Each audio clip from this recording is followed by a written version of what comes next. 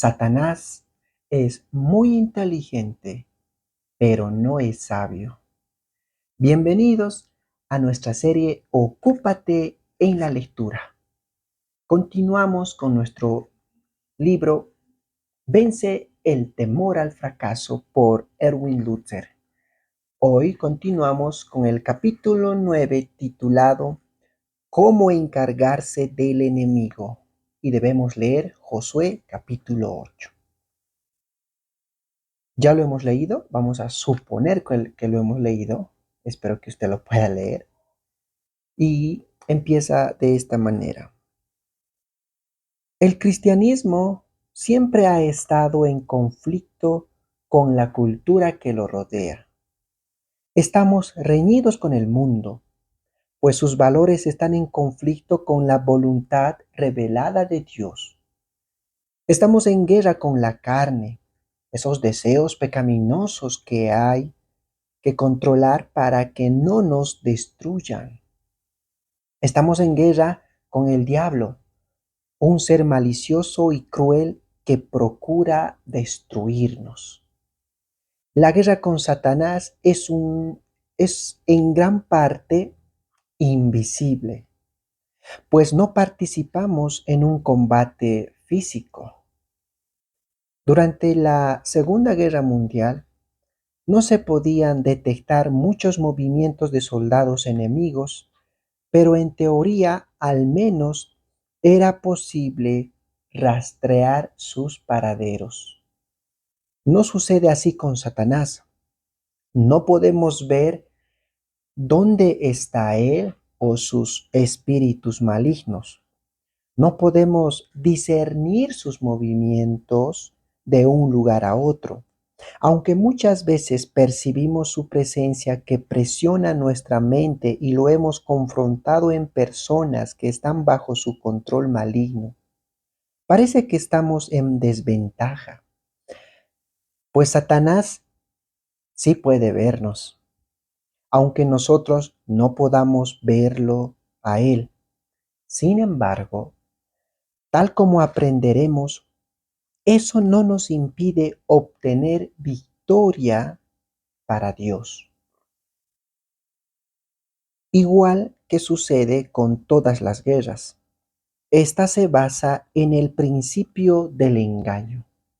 Satanás siempre llega hasta nosotros como amigo, nunca como enemigo.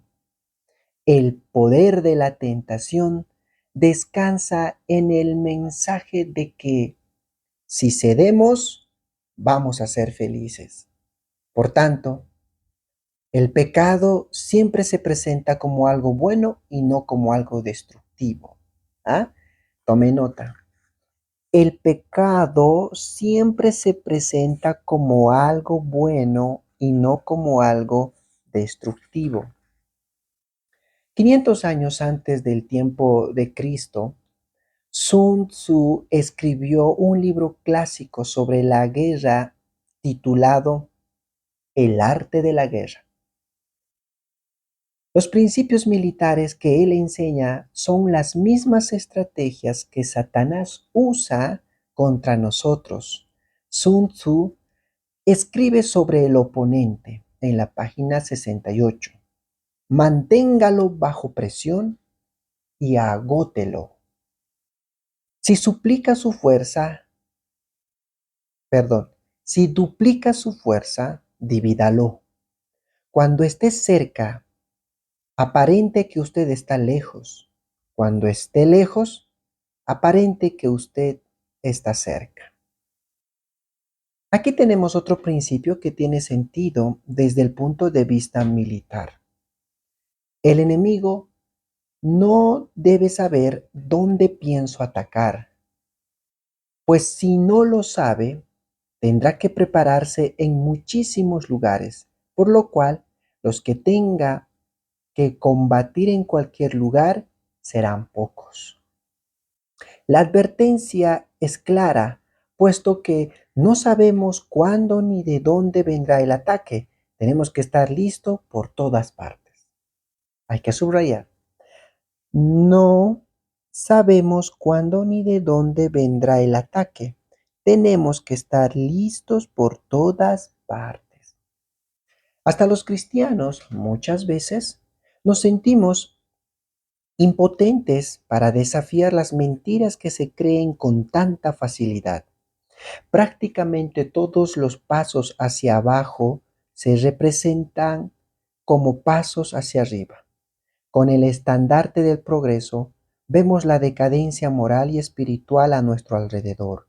Estamos en guerra y destruir al enemigo no es tarea fácil. Josué era un estratega militar que sabía cómo subyugar al oponente. Él tenía un buen sentido de saber que las guerras no se ganan con buenos deseos, sino con arduo trabajo y planificación. Hay que tomar en cuenta. Las guerras no se ganan con buenos deseos, sino con arduo trabajo y planificación. Sí, también hay peligro.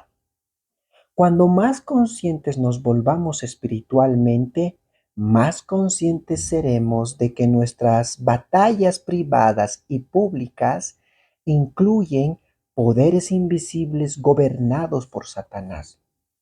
Pablo nos recordó que nuestras luchas no son con carne ni sangre. El conflicto espiritual es mucho más de lo que se ve a simple vista.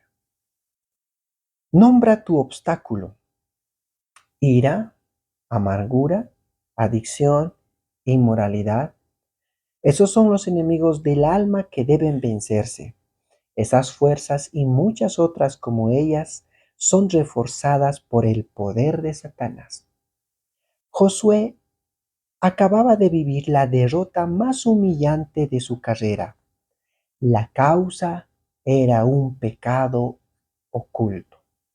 Josué no había buscado el rostro de Dios antes de intentar su aventura militar. Es muy posible que el Señor le hubiera revelado que había pecado en el campamento y que no debía enviar sus soldados ahí. Pero ahora todo eso había quedado atrás. Josué marchaba hacia la misma ciudad que lo había derrotado, y esta vez la capturó para la gloria de Dios. Analicemos los principios de la guerra que permitieron a Josué finalmente obtener la victoria en Ai. Y al hacerlo, dejemos que Ai represente nuestra batalla con Satanás. Piense piensa en tu tarea, piensa en tu área de conflicto con el diablo y en cómo puedes usar esos principios para vencerlo.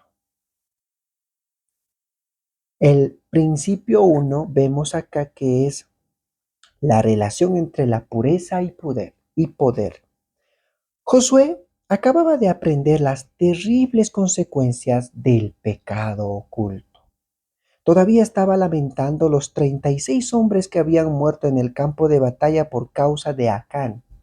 Era más consciente del sutil engaño de la naturaleza humana y estaba decidido a hacer hincapié en la necesidad de cultivar la santidad personal entre el pueblo. Por mucho que lo intentemos, no podemos separar la pureza del poder. Ojo, no podemos separar la pureza del poder. Ahora que la nación había sido limpiada de su pecado, la promesa de Dios se podía aplicar de nuevo al conflicto que tenían a mano. Tal vez Josué todavía tenía miedo. Pensaba que algún otro israelita podía haber ocultado un pecado grave. Por eso el Señor repitió su promesa en capítulo 8, versículo 1. Jehová dijo a Josué: no temas ni desmayes, toma contigo toda la gente de guerra y levántate y sube a Ai. Mira, yo he entregado en tu mano al rey de Ai y su pueblo, a su ciudad y a su tierra. ¿Alguna vez has tenido que regresar a un lugar de derrota? Arthur Gossip Contó una historia acerca de un muchacho que se encontraba combatiendo en la Primera Guerra Mundial y por causa de una enfermedad no pudo afrontar al enemigo y por ello fue juzgado por un consejo de guerra. Pero, a pesar del incidente, el coronel siguió tratando al muchacho de manera amigable y respetuosa. Unas cuantas semanas después, en un momento particularmente difícil, el coronel colocó al muchacho al mando de la misma compañía con la cual había fracasado. En unos cuantos días nefastos de combate, el muchacho se ganó honor tras honor, además de un ascenso. ¿Qué más podía yo hacer?, dijo el muchacho a Arthur Gossip. Le fallé y aún así él confió en mí.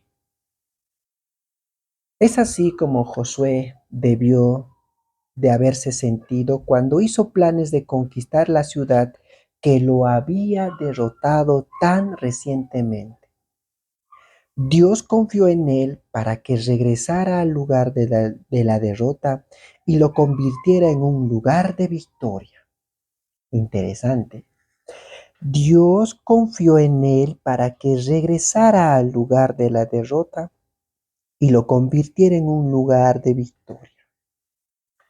Con el pecado de Acán ya olvidado, Josué ahora miraba al futuro.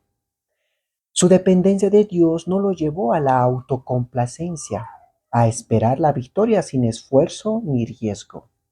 Él vio que llega un momento en que las promesas de Dios y el esfuerzo humano convergen y obran juntos para producir el desenlace deseado. Él, Josué, movilizó sus soldados y siguió una estrategia cuidadosa. Principio 2. Hay que luchar juntos, no solos. Si acaso Josué había pensado en usar la misma metodología para conquistar a Ai que la que había usado con éxito en Jericó, esa idea errada se disipó rápidamente. El Señor le dijo que pusiera, versículo 2, emboscada a la ciudad detrás de ella. No habría desfiles alrededor de los muros ni toques de trompetas. Permíteme bosquejar la estrategia que Josué utilizó para capturar a Ai. Eligió a hombres para que hicieran un recorrido de 24 kilómetros por la noche yendo alrededor de la ciudad y acampando en el lado este. Ellos debían poner emboscada el tiempo que fuera necesario. Luego envió hombres al este, los cuales se apostaron entre Ahí y la vecina ciudad de Betel. Estaban allí para garantizar que no hubiera refuerzos procedentes de la otra ciudad, tal vez a 8 kilómetros de distancia. Ahí sería aislada y tendría que luchar sola. Después vino contra el lado sur de ahí a plena luz del día, cuando los soldados de esa ciudad comenzaron a perseguirlos. Josué y su ejército huyeron aparentando estar aterrorizados por el ataque. Las fuerzas de ahí atacaron convencidas de que tenían la victoria cerca. Entonces, cuando la ciudad quedó sin guerreros, los israelitas que estaban emboscados en el valle se apresuraron masivamente a matar y mataron a los habitantes incendiándola. Al mismo tiempo, los soldados de ahí miraron atrás y vieron las nubes de humo que ascendía al cielo y se dieron cuenta de que habían caído en una trampa. Cuando corrieron de vuelta a la ciudad, les salieron al encuentro soldados israelitas que habían tomado la ciudad por asalto. Así, los ejércitos de ahí se encontraron atrapados entre dos ramas poderosas del ejército de Josué y no tuvieron otra opción más que caer a filo de espada. Fueron totalmente eliminados, ni uno solo de ellos sobrevivió. Se cuente como se cuente, muchos miles de soldados participaron en la batalla de Ai. Y tal vez miles más permanecieron con Josué para participar en la maniobra de señuelo. Y cada soldado, ya estuviera en la línea del frente de batalla o combatiendo como señuelo, era igualmente necesario para obtener la victoria. Así como Josué no podía reclamar la promesa de Dios por sí solo, sino que necesitaba la ayuda de muchos otros, tampoco nosotros podemos ganarle la batalla a Satanás por nuestra propia fuerza. Tome nota. Tampoco nosotros podemos ganarle la batalla a Satanás por nuestra propia fuerza. No solo, sino juntos. La diferencia entre una batalla y una guerra. Todas las guerras contienen una serie de batallas. Se pueden ganar o perder decenas de batallas sin que necesariamente se determine el desenlace de la guerra. Al final, es cuestión de estrategia y paciencia. El ganador es el que está de pie cuando suena la campana. Los cristianos somos conscientes de que Satanás muchas veces parece ganar algunas batallas. Después de todo, él tienta a los creyentes para que pequen, contribuye a la desintegración de la familia y destruye el testimonio de muchos. Para el mundo que observa e incluso para algunos cristianos, parece que Satanás tiene una racha ganadora.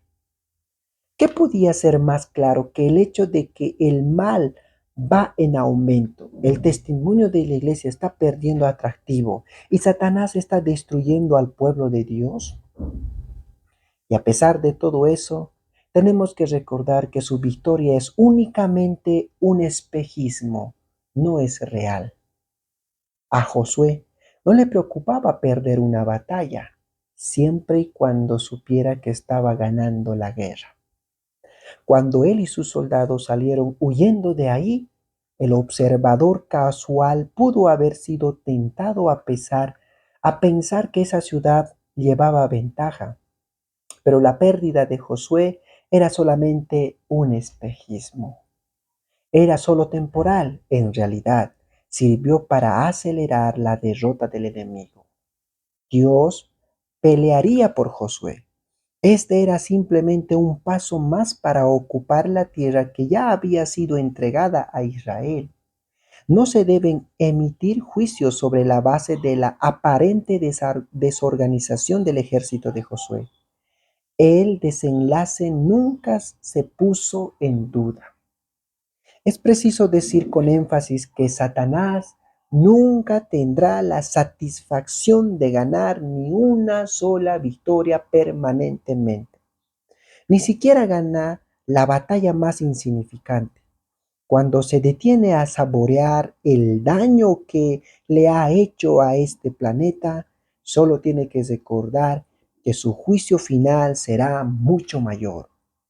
Cada una de las victorias, a la larga, se le escapa de los dedos y acelera su humillación y tortura.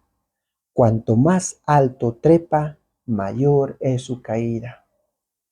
Satanás es muy inteligente, pero no es sabio. La sabiduría le debería decir que tiene que cesar y desistir de toda actividad contra Dios. ¿Para qué disfrutar del regocijo de la victoria cuando su tormento es el infierno eterno, en el infierno eterno otra vez? ¿Para qué disfrutar del regocijo de la victoria cuando su tormento en el infierno eterno será mucho mayor? Al igual que las tropas de ahí, cuando salían de la ciudad, Satanás está al ataque, fragmentando a la iglesia cristiana y haciéndonos perder terreno. Pero incluso mientras disfruta de nuestra difícil situación, Dios está planeando su final. Si pudiéramos ver el panorama global, nos daríamos cuenta de que el Todopoderoso está movilizando sus tropas para que la humillación de Satanás sea mayor. El rey Piro Derrotó a los romanos en Asculum en el año 279 a.C. Sin embargo, su victoria tuvo un altísimo costo personal. Se lo cita diciendo, en efecto, si tengo otra victoria como esta, voy a quedar destruido. De su experiencia obtenemos la frase victoria pírrica, una victoria demasiado costosa para el triunfador. Con la clase de victoria que obtiene Satanás, es seguro que se dirige a la destrucción. Podemos animarnos incluso después de una punzante derrota. Podemos animarnos incluso después de una punzante derrota. El triunfo de Cristo es absolutamente seguro. Ante esa verdad, Satanás se vuelve por completo impotente y queda obligado a admitir que su próxima movida es para perjuicio suyo. Hasta cuando gane, pierde. No juzgues la batalla por la manera en que parece ir hoy. Da un paso atrás y vislumbra cómo va a terminar.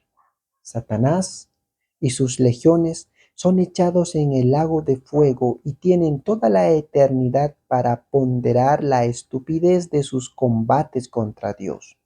Una eternidad de humillación, vergüenza y tormento. Cuando somos atacados por Satanás, su primera meta es sacarnos de la protección consciente de Cristo y obligarnos a concentrarnos en nuestras circunstancias. Ojo, tome en cuenta.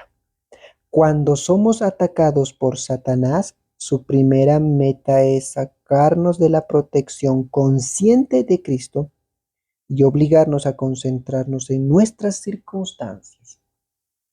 Todos los días golpea nuestro cuerpo y nuestra mente con la esperanza de separarnos de la promesa de Dios. Usa cualquier técnica para impedirnos ver los recursos que tenemos en Cristo. Cuando más lejos corremos, menos fortaleza tenemos, hasta que quedamos espiritualmente exhaustos tratando de combatir con Satanás, en gran medida por iniciativa propia. En lugar de huir hacia Cristo, disparamos a todos los blancos en movimiento que encontramos en el camino. Si alguna vez necesitamos retirarnos, que sea hacia el Señor. Proverbios 18:10 dice, corre fuerte es el nombre de Jehová, a él correrá el justo y será levantado. Dios nos ha dado poderosas armas para que podamos detectar y desplazar al enemigo. Pablo escribió en 2 Corintios 10, versículo 3 y 4. Pues aunque andamos en la carne, no militamos según la carne, porque las armas de nuestra milicia no son carnales, sino poderosas en Dios para la destrucción de fortalezas. Imagínate que vives en una ciudad amurallada junto a un enemigo que vive a menudo por el muro del norte para saquearte a ti y a tu familia. ¿No te asegurarías de que esa parte del muro estuviera fortalecida? ¿No pondrías guardias el consejo de la ciudad para protegerla de intrusos y advertir a los habitantes que se avecina una invasión? ¿Cómo podemos impedir que el enemigo nos invada para así acabar con el siglo de derrota?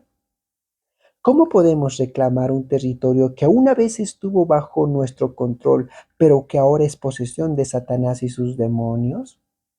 La respuesta, tal como veremos al final de este capítulo, es una buena estrategia. Otro principio, principio 3.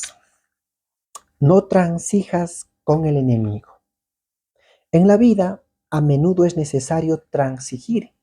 Las diferencias a veces exigen una componenda delicada, pero las componendas con Satanás siempre son destructivas. Ojo, las componendas con Satanás siempre son destructivas. Podemos ser flexibles con nuestras preferencias, pero debemos ser firmes cuando se trata de nuestras convicciones. Ahora llegamos a un pasaje que ha provocado mucha crítica por parte de los eruditos bíblicos. Aquí tenemos un ejemplo de lo que muchos ven como una brutalidad por parte de Dios. Josué exterminó a todo el pueblo de Ai, incluso mujeres y niños. El versículo 24 al 26 de Josué capítulo 8 dice: Y cuando los israelitas acabaron de matar a todos los moradores de ahí en el campo y en el desierto a donde los habían perseguido, y todos habían caído a filo de espada hasta ser consumidos, todos los israelitas volvieron ahí, y también la hirieron a filo de espada. Y el número de los que cayeron aquel día, hombres y mujeres, fue de 12,000, todos los de ahí, porque Josué no retiró su mano que había extendido con la lanza, hasta que hubo destruido por completo a todos los moradores de allí. Brutalidad, crueldad, mujeres y niños masacrados junto con los hombres de guerra. Todo hecho bajo la dirección del Todopoderoso. Hay que tener en cuenta varias cosas. Primero, Dios fue paciente con los cananeos, como el pueblo de ahí. Siglos antes, Dios dijo a Abraham que su simiente, los israelitas, estaría en Egipto durante 400 años, porque aún no había llegado a su colmo la maldad del amorreo. Génesis 15:16. Ahora que los israelitas regresaban bajo el liderazgo de Josué, esas personas finalmente habían llegado al punto en que eran irredimiblemente malvados. Los arqueólogos nos dicen que los cananeos practicaban toda clase de perversidad sexual conocida por el hombre. Sacrificaban a sus hijos a dioses paganos. Su cultura estaba totalmente saturada de maldad. Segundo, siempre cabía la posibilidad de que si alguno de los habitantes sobrevivía, con el tiempo llevara con contaminación moral a los israelitas. Israel tendía a adoptar los dioses de sus vecinos paganos. Algunos eruditos liberales dicen que la Biblia no es más que un registro de cómo entiende el hombre a Dios. Por tanto, dice ese argumento, podemos ver evolución en el concepto bíblico de Dios. El Dios del Antiguo Testamento es cruel y bárbaro, mientras que el Dios y Padre de nuestro Señor Jesucristo es amoroso y tierno. Pero los que aceptamos la Biblia completa como una revelación de Dios, creemos que el carácter de Dios no evoluciona. Malaquías 6:3 dice, porque yo Jehová no cambio. En el Antiguo Testamento había al menos 13 pecados diferentes, como el adulterio y la homosexualidad, que exigían la pena de muerte. En el Nuevo Testamento no se prescribe ese castigo para esos pecados. ¿Ha cambiado Dios de parecer? ¿Se ha suavizado? ¿Era cruel en el Antiguo Testamento y compasivo en el Nuevo? La respuesta, claro, es que Dios no ha cambiado. Tampoco ha modificado su opinión sobre esos pecados. El carácter de Dios es el mismo de una generación a otra. En resumidas cuentas, tenemos pocas opciones aparte de aceptar a Dios como es, incluso cuando parece implacable y cruel. No sirve de mucho protestar, como hacen algunos, y decir, mi Dios nunca aprobaría lo que hizo Josué. No nos corresponde rehacer a Dios a una imagen que quede mejor con nuestros gustos sensibles. Si Él aprobó la masacre que se describe aquí, amén. No es de sorprender que leamos en el Nuevo Testamento, Hebreos 10:31, horrenda cosa es caer en manos del Dios vivo. Te he pedido que dejes que la batalla de ahí represente nuestra guerra con Satanás. Así como Josué no hizo componendas con su enemigo mortal, tampoco debemos hacerlo nosotros. Claro que no podemos exterminar a Satanás como hizo Josué con Ahí, pero tenemos que darnos cuenta de que estamos en una lucha hasta el final, que estamos en un combate mortal y que hay mucho en juego. A la larga, Satanás será aplastado, lanzado en el lago de fuego y atormentado para siempre por sus obras. El desenlace de la guerra no está en duda, sin embargo, entre el presente y el futuro, cada uno de nosotros tiene muchas batallas que librar. Siguiente principio, recuerde la fuente de bendición. Cuando terminó la batalla de Ahí, Josué llevó al pueblo a 48 kilómetros al norte, al valle que estaba entre el monte Ebal y el monte Gerizim, para celebrar la victoria. La mitad de las tribus se puso de pie en el monte Ebal, el monte de la maldición, y los demás se pusieron de pie en el monte Gerizim, el monte de la bendición. Mientras aquella miles de personas estaban de pie, sucedió lo siguiente. Versículo 34 y 35. Después de esto leyó todas las palabras de la ley, las bendiciones y las maldiciones conforme a todo lo que está escrito en el libro de la ley. No hubo palabra alguna de todo cuanto mandó Moisés que Josué no hiciese leer delante de toda la congregación de Israel y de las mujeres, de los niños y de los extranjeros que moraban entre ellos. Los historiadores se desconciertan con la decisión de Josué de llevar a cientos de miles de personas a esos montes en medio de la tierra en una época de guerra. Aunque él ya había conquistado a Ahí y a Betel, había otras ciudades cananeas como Siquem y Azur que no habían sido derrotadas. Llevar al pueblo por territorio enemigo era en verdad un riesgo militar. ¿Por qué se atrevió Josué a llevar a cabo esa celebración en medio de una serie de batallas? Él estaba absolutamente convencido de que los triunfos que había experimentado harían que el pueblo olvidara que el éxito estaba ligado a la obediencia de Dios. Temía que ellos dieran la victoria por sentado y se relajaran en su compromiso con el libro de la ley. En el análisis final, es la única manera de detectar al enemigo y derrotarlo. Obediencia constante a la palabra de Dios. Hay un toque de ironía en la victoria de Ahí. Dios dijo a Josué que el pueblo podía conservar los despojos de la ciudad. A diferencia de Jericó, la riqueza de Ahí les pertenecía. Si Acán hubiera tenido la paciencia de esperar el tiempo de Dios, después de todo, podría haber terminado con un manto hermoso y un puñado de dinero. Hasta lo que Dios quiere que tengamos debe suceder en su tiempo.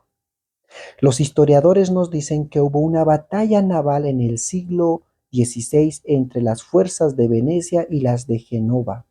Los genoveses sufrieron una derrota aplastante, pero después que se hubo reparado el daño a sus naves, el comandante pidió a sus fuerzas que regresaran a combatir las flotas de Venecia una vez más.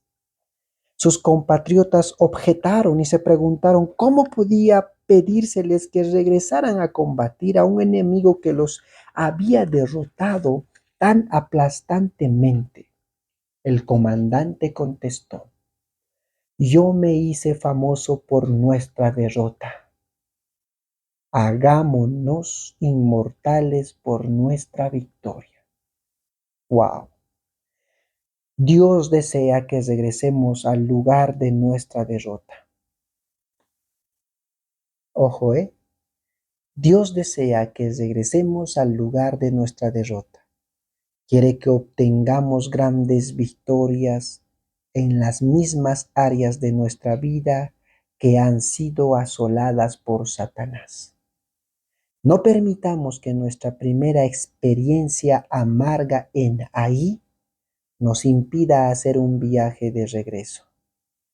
La victoria será mucho más dulce la segunda vez.